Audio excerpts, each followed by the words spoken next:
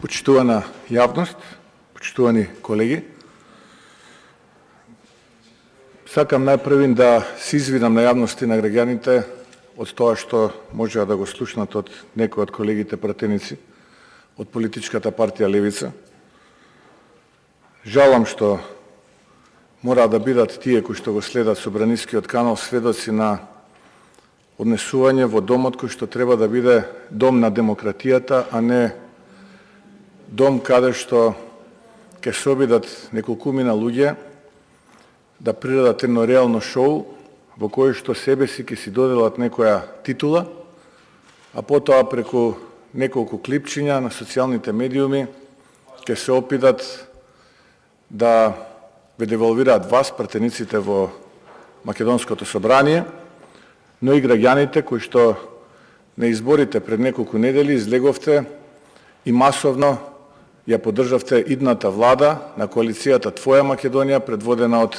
од ВМРО-ДПМН. Се извинувам и на оние кои што го дадоа гласот за овие малкумина пратеници и предпоставувам тие дека очекуваат дека во нивен стил, агресивен, и јас така ќе се однесувам. Јас само сакам да кажам неколку работи кои што се многу важни за годините кои што следат. Македонија ја очекуваат години на реформи, години на развој, години на владење на право, години на безкомпромисна борба против криминалот и корупцијата. За жал, од време на време ќе бидете сведоци на вакви екзибиционисти кои што во отсуство на друга идеја ќе навредуваат, ќе омаловажуваат и ќе понижуваат. За жал, истите овие луѓе имаа можност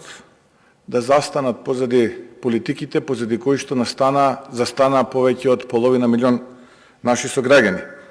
И во тие политики немаше само гласови на македонци, имаше гласови на албанци, имаше гласови на турци, срби, бошњаци, власи, роми, имаше гласови од сите граѓани од различни етнички припадности во Македонија. Таа пропуштена шанса првиот пат ја пропуштивте кога го одбивте повикот за национално единство пред парламентарните избори, а конечно ставивте печат на потенцијалното национално единство кога во вториот круг заедно со вашите стопани Артан Груби, Али Ахмети одлучивте да го бойкотирате изборот на новиот претседател на Македонија, професор